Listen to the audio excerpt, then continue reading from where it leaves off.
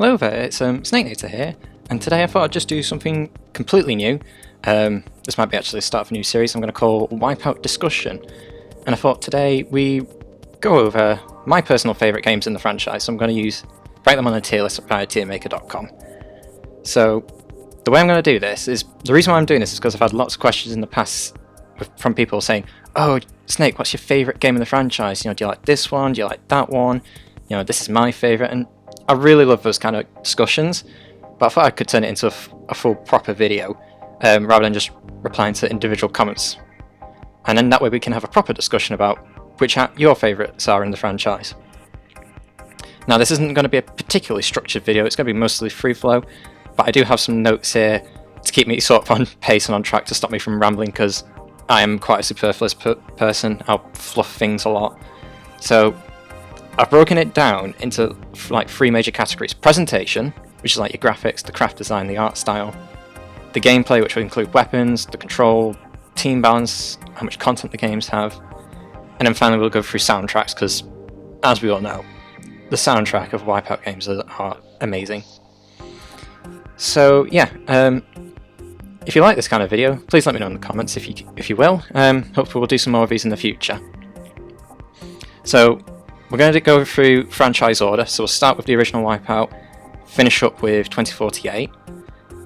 Omega Collection is not on this tier maker list, sadly. I didn't make this one, somebody else did. So for Omega Collection, what I'm going to do, I'm going to talk about the Omega versions of 2048 and HD Fury separately from Omega. Since Omega is just basically a remaster of these two games, I'm going to lump the Omega versions in with those discussions. So yeah, without further ado, let's start with the original WipEout. So the original WipEout gets D rank because there's no Piranha in the game, and as a Piranha fanboy that makes me very upset, so 0 out of 10, not enough Piranha. Jokes aside, I do think the original WipEout is probably the weakest of all the games. Now, just to clarify, none of these games are bad, they're all good, but I definitely think this is probably the weakest, mainly because it's aged not very well, in my opinion. So let's talk about it. So presentation wise, graphics and art style are really good. The game does have a bit of a dark, like dystopian future feeling to it. It's not very colourful, which I'm not necessarily a huge fan of, but I don't dislike it either. The graphics for the game, being the first game in the franchise, are really nice. The art style is great, you know, the colours for the teams, the logos, really good. The design for the ships, bit samey, bit kind of non-unique, so that's a bit of a meh point to me. But yeah, gameplay wise, gameplay very quirky for the original WipEout. The weapons aren't great. I mean, rockets you would only fire a single rocket, so they were stupidly hard to use. The shields were very restrictive, and the turbo wasn't powerful. And of course, there was no ship damage in this game, so they would only stall your craft. So that kind of makes me think of it almost like Mario Kart. Mario Kart's not a bad game, I do love Mario Kart, but to me, just having weapons stall is a bit of a lacking feature, in my opinion. Team balance is pretty good. Physar's not... Well, I say team balance is pretty good. You want to use AG systems at all times, really, because it has the highest acceleration, with decent weight, speed, and handling. Physar's too slow. Oricom's very weighty, so it's very bouncy, and Kyrex is very difficult to control, especially in Rapier class. The tracks themselves are pretty good, except for Silverstream. Nobody likes Silverstream. Big problem with this game for me, lacking in content.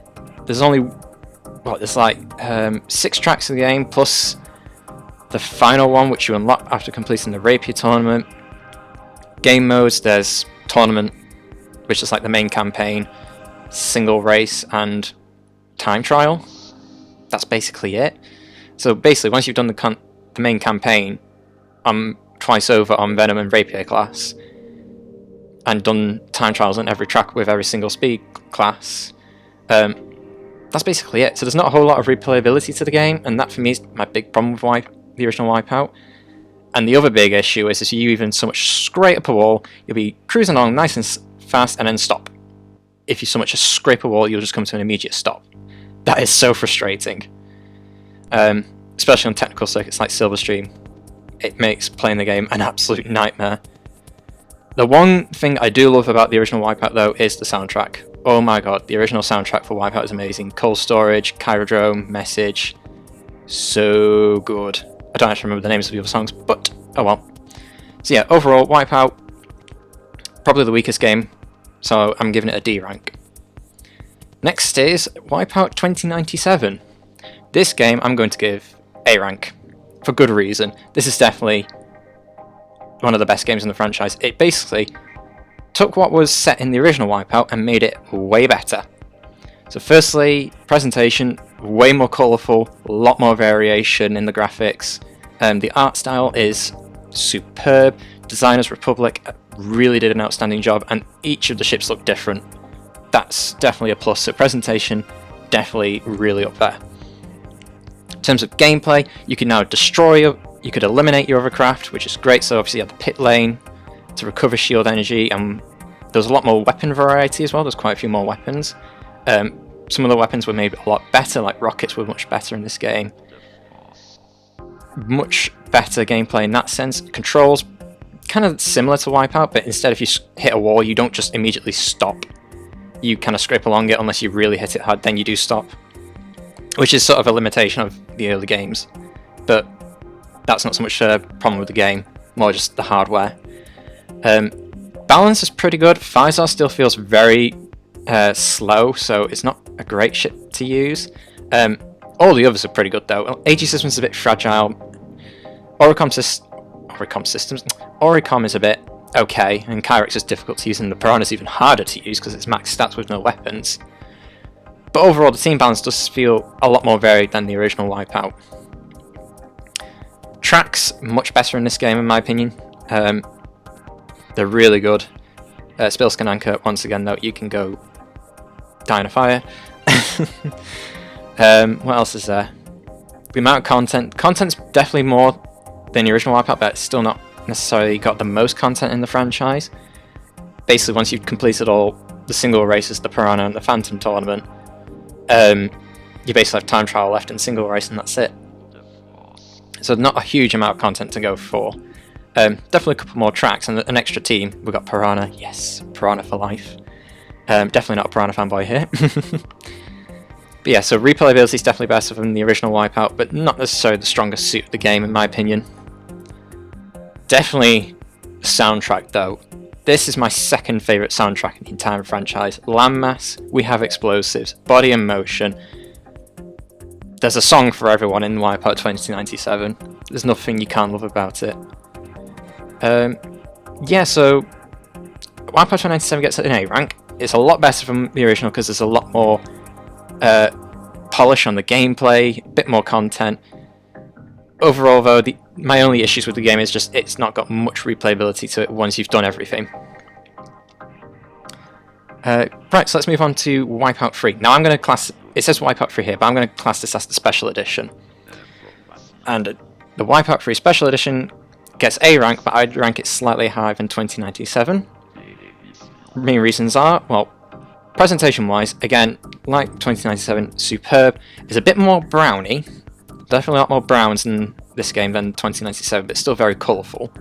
It's definitely got a really good art style. I mean, look at the box art, that looks really cool. And you got a lot more variation in the ship designs as well, which I personally love. Gameplay, lots of weapons to choose from. Control, really good again. The control between all three of these games is really good. The original WipEout still has that issue with the wall stopping, but the control on WipEout 3 is just as good as 2097. Ship balance is pretty good, except again, Physar way too slow. Icarus and Asagai very fragile. It's overall pretty good though, the ship balance. Tracks, definitely some of my favourite in the franchise. Even the technical ones I do like. And you got tracks from 2097 and the original WipEout in the Special Edition, which is great. Now, content and replayability wise, I would actually say is where the game becomes a bit weaker. There's plenty to do in the game, but it gets very repetitive very quickly in my opinion.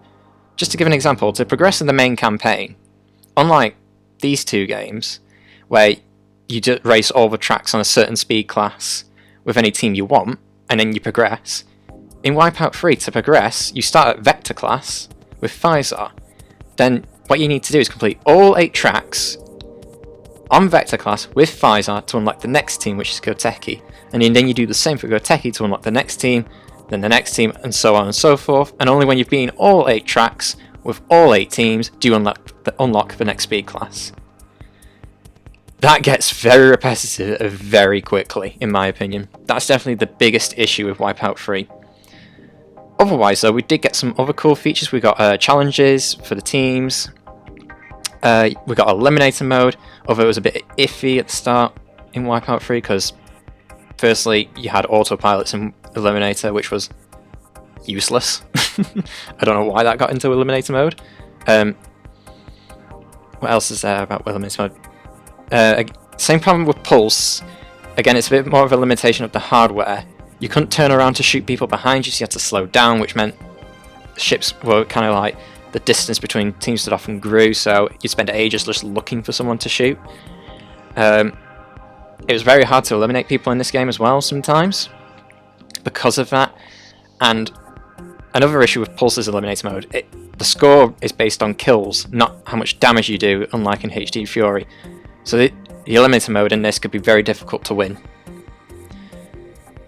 Otherwise, the soundtrack, definitely one of my personal favourites. It's probably not as good as 2097, but MKL Surrender is my favourite song in the entire franchise. Sorry, Smart System fans, Kyra, I'm sorry, but Surrender's better than all of them, in my opinion. But yeah, so overall, WipEout 3 Special Edition gets A rank because it's essentially a stronger version of 2097. I've just forgot WipEout 64, which came before 3.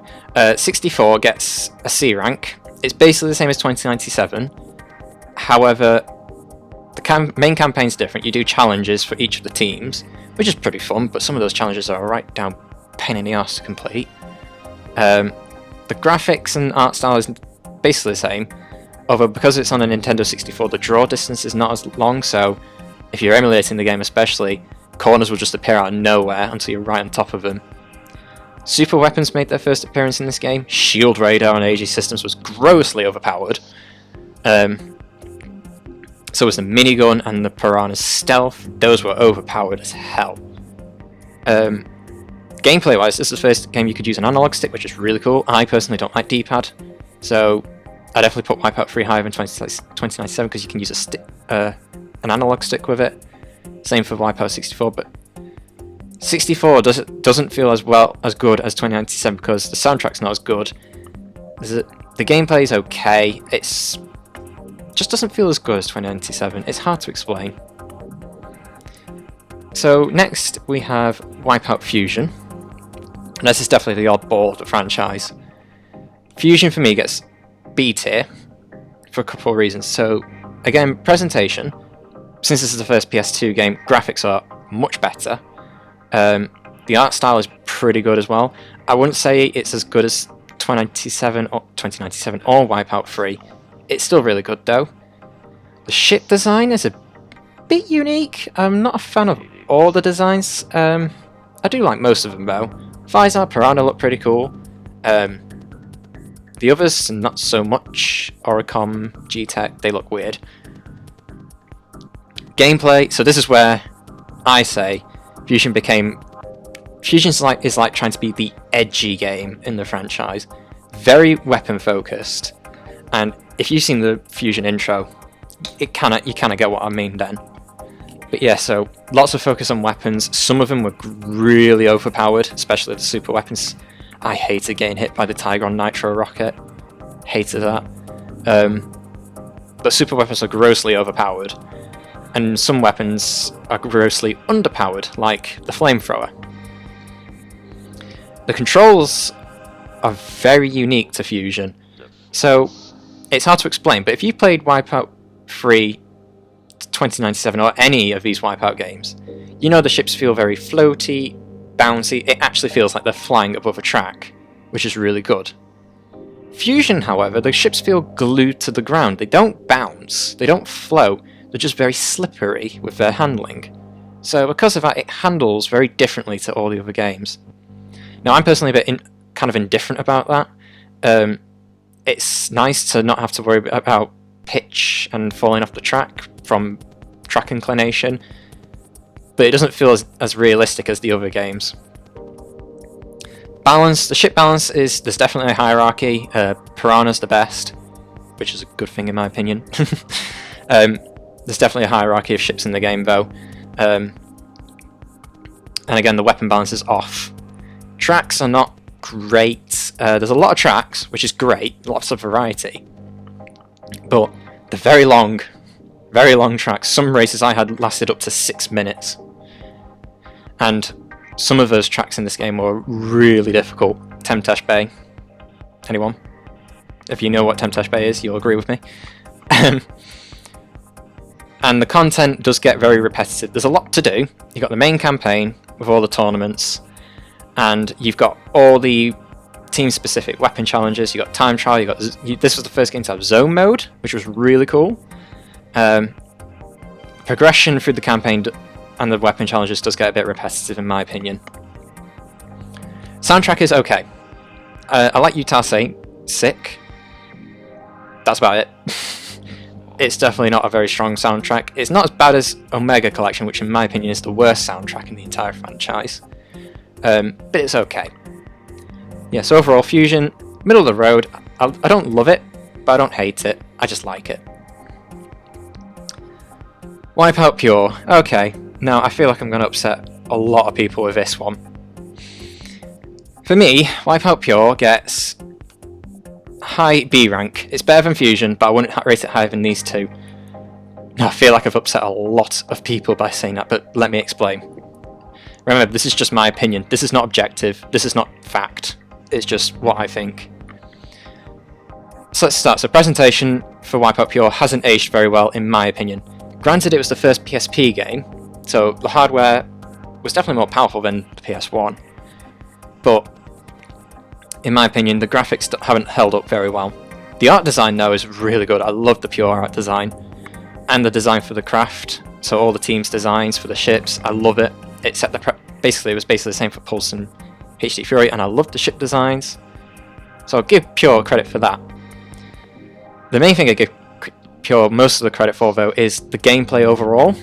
So firstly, this was the first game that got rid of the pit stop mechanic, and the only way to restore shield energy was by absorbing weapons.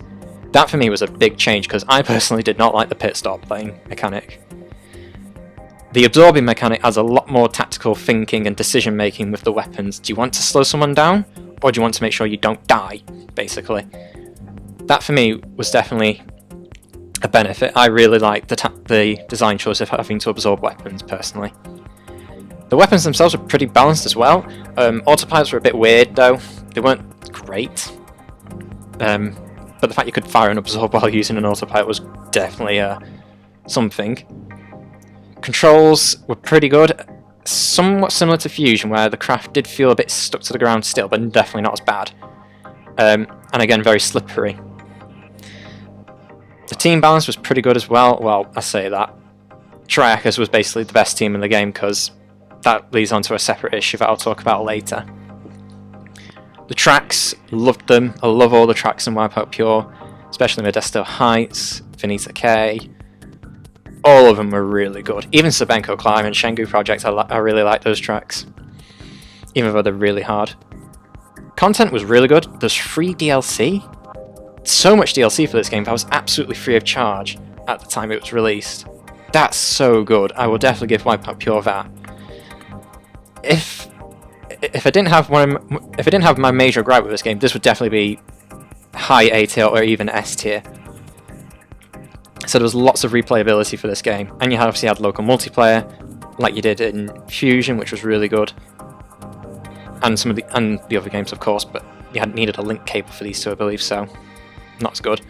Oh, actually, no, you didn't need a link cable for free. You needed a link cable for 29.7 and the original WipEout, which is a bit BS if you ask me. But anyway, I digress. So there's a lot of replayability to this game. But now we go on to my biggest issue with the gameplay, and this is what holds WipEout Pure back for me and puts it in high B tier. When you're playing the game, you'll notice something straight away.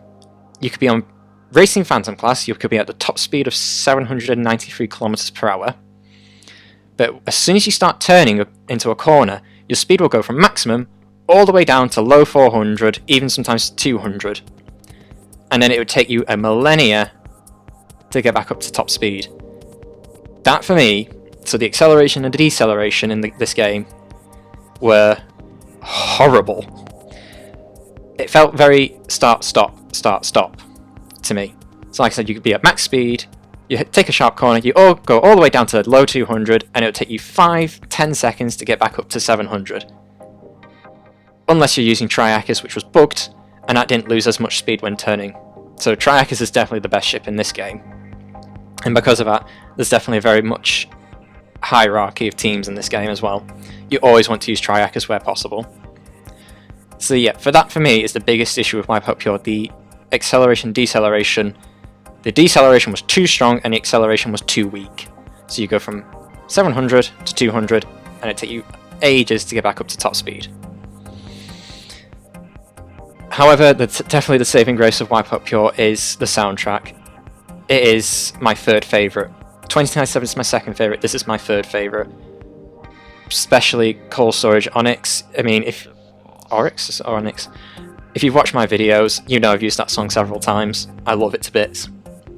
The soundtrack in this game is definitely amazing. Cold Storage really did a bang up job with all the soundtracks in these games as well, but he definitely outdid himself in Pure.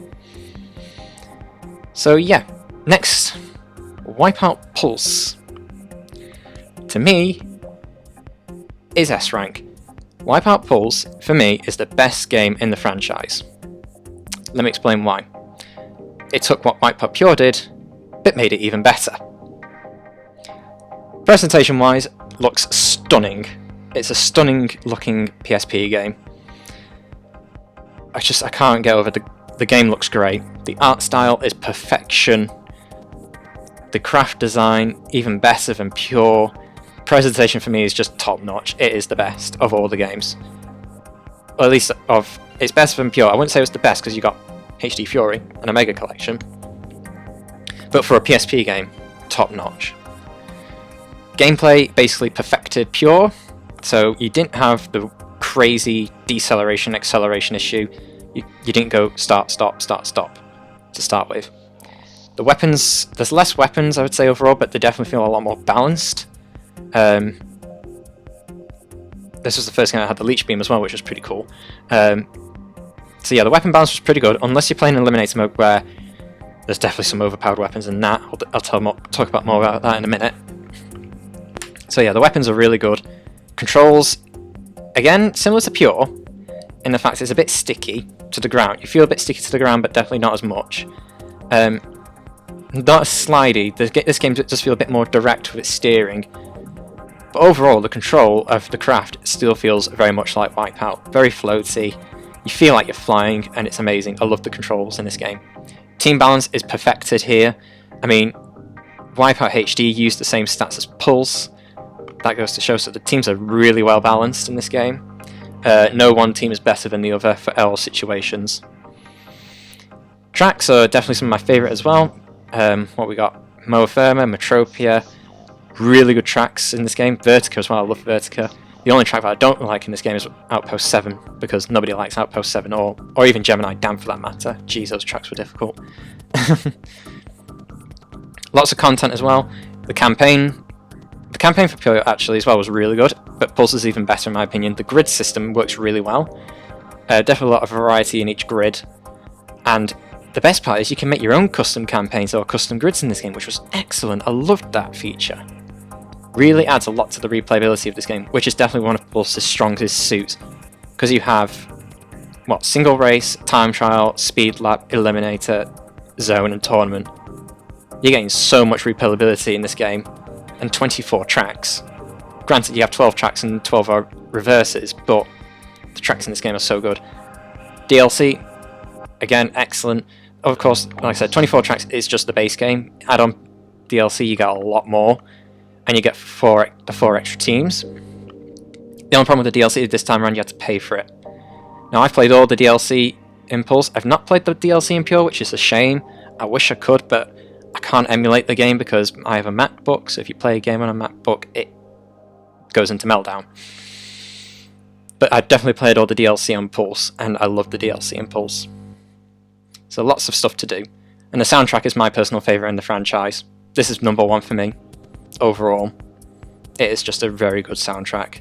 Smart Systems, Tokyo Warriors, Stanton Warriors Tokyo, Mason Exceeder is my second favourite song in the franchise. The 100% Pure mix. I love it. I love the soundtrack in this game. So overall, for those reasons, Pulse for me is top tier. And the best part is, it's on a handheld, so you can play it anywhere. Which is just incredible. And you had the PS2 version as well, which was really cool. But I've not actually played the PS2 version of Pulse, so I can't give comments on it. But I would assume it's mostly the same as Pulse, so it'd be high tier. Right, HD Fury and the Omega Collection variant. I mean, this is a no-brainer. HD Fury gets S rank for lots of reasons. However, there's a couple of reasons that, for me, that make it not as good as Pulse, but it's still definitely S tier. So let's go over it. So presentation, perfected. Perfected presentation. The only version of this game that looks better is Omega Collection. Omega Collection is the best looking version of this game. The graphics are just stunning to look at, especially on a 4K TV on Omega.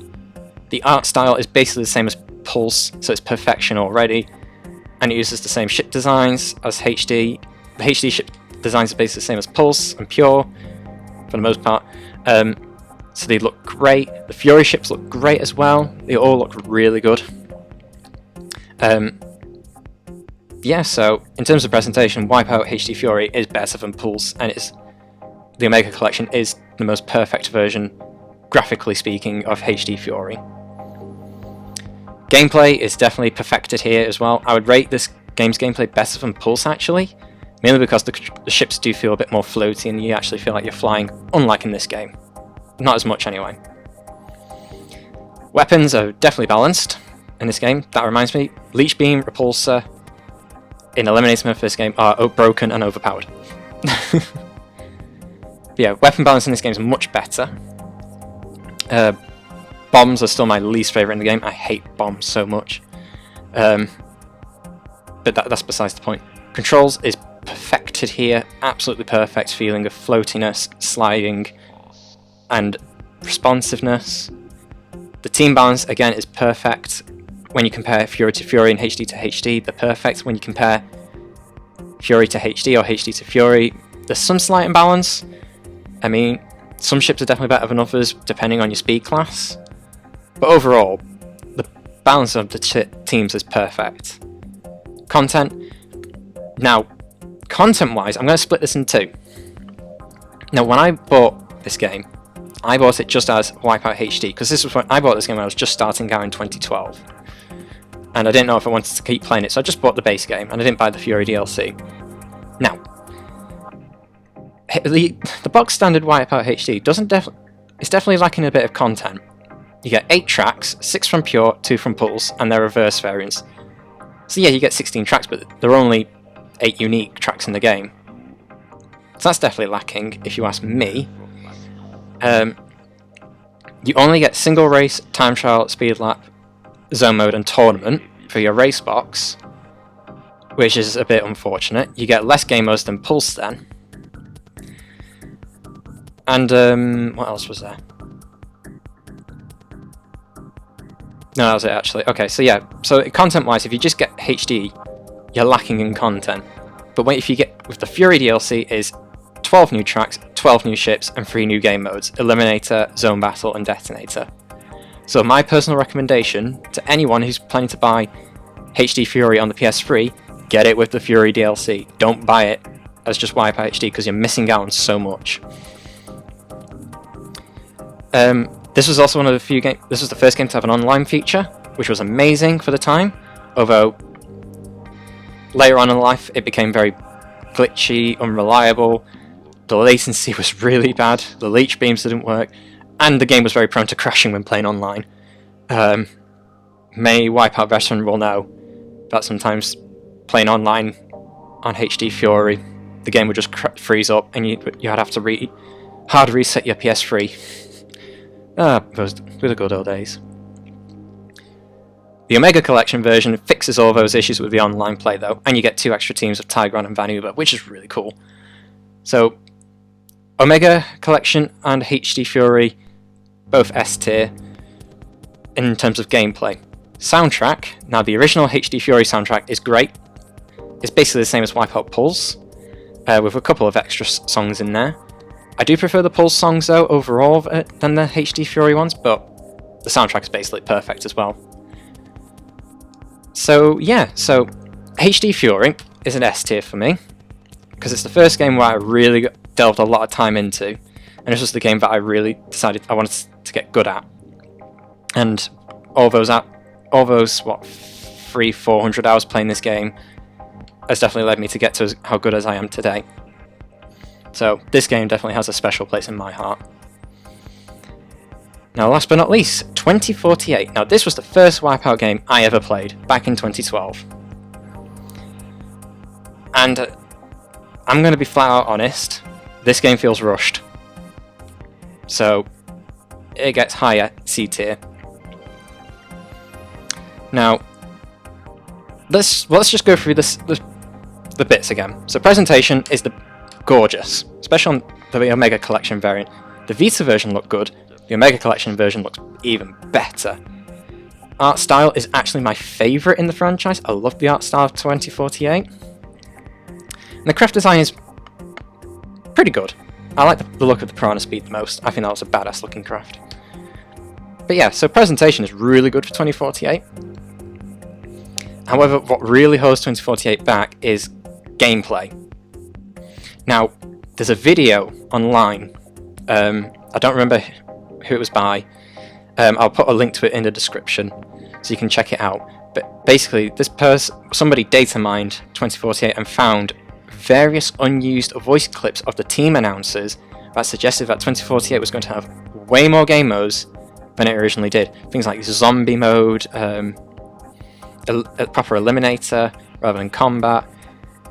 It's so sad. This game was rushed because Sony wanted it to be a launch title for the Vita. It definitely shows. Sadly, there's so much missing content, and it's such a shame. So gameplay really suffers. But going into the nitty-gritty, the weapons feel very weak. You shoot someone with a missile, they slow down for less than a second and then back up, which is a real shame. You had both offensive and defensive pads, which meant you could get several weapons so many times in a row. You could get, like, I once had 5 turbos in a row. That is very overpowered. So while it's great you get a bit more tactical decision with what weapon you wanted, it wasn't really to the benefit of the game overall, if you ask me. Because basically once you're in first, you go for green pads and you get a very high chance of getting a turbo. So basically it was an automatic win. Controls, basically the same as HD Fury, so controls are perfect. Balance is another big issue with this game. So the way they went with the design choice for the ships in this game, you have obviously speed, fighter, agility, and prototype class. Because of that, they're very unbalanced. Basically, the only ships you want to ever use is Physar prototype, Piranha speed, Kyrex fighter, AG systems agility, and AG systems speed. That's basically it. Physar prototype, it basically dominates on nearly every single track in the game on A class or lower. On the tracks you don't dominate with the Physar prototype, you want to use Piranha speed instead. Kyrex fighter was basically the best for combat because it had the highest firepower stat. You would never see Piranhas, Physars, or Oricoms or AG systems really that much online. AG systems agility for zone mode, and what was the last one? AG system speed for A+ class, because for whatever reason the AG system speed beats every single ship in the game on that speed class.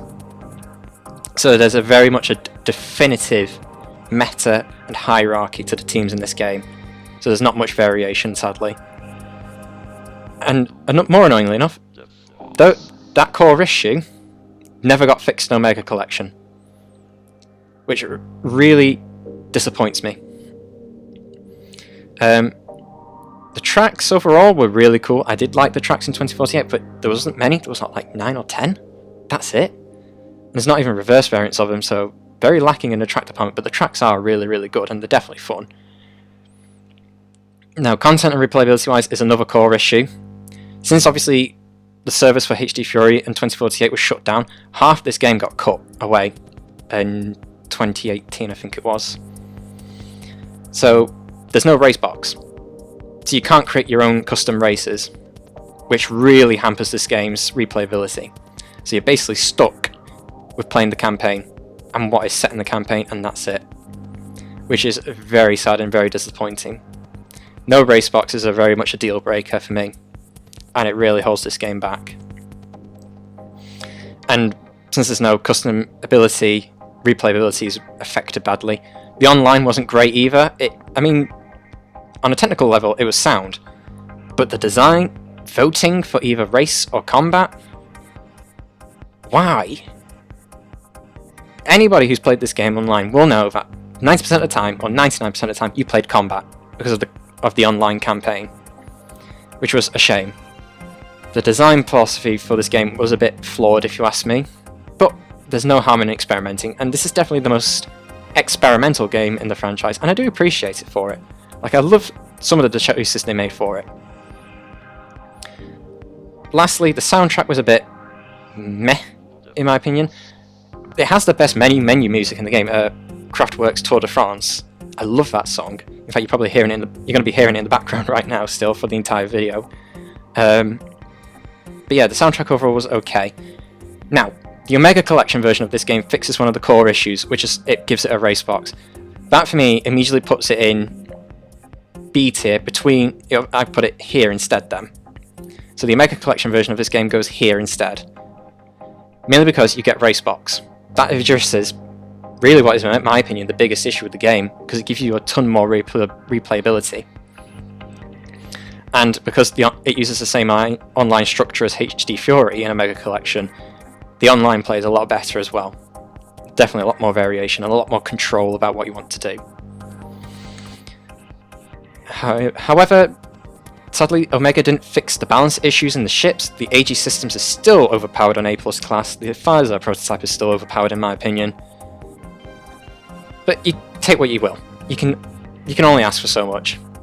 And overall, I do think the Omega Collection is the best way to play 2048, especially since it's the best looking. So yeah, that's it. So that's my tier list for every single game in the franchise. Like I said, Omega Collection, I've ranked the two games for Omega Collection separately. Omega's version of HD Fury is still an S tier, and like I said, Omega's version of 2048 is mid B tier, but the original 2048 on Vita is C tier. Overall, I do also think Omega has the weakest soundtrack in the entire franchise. I'm not a huge fan of the soundtrack in the game, so I obviously 99% of the time just played the game with no music. But overall, Omega Collection gets a low S tier. Yeah, so I hope you enjoyed this different kind of video. Sorry, it's a bit rambly, but I hope you learned some things about what I like and dislike about these games. And I'd love to know your thoughts in the comments below. Definitely tell me what you agree with me or you disagree with. What is your favourite game in the franchise? And yeah, let me know if you like this different style of video as well. If you do like it, maybe next time I'll do a tier list for all the teams in HD Fury, because since HD Fury has the best balance in the game, it's very interesting how the meta works for it. And I have already done a tier list for this game for Omega Collections version, so all 14 teams and all 26 craft. So let us know what you think. Cheers guys, and see you in a bit.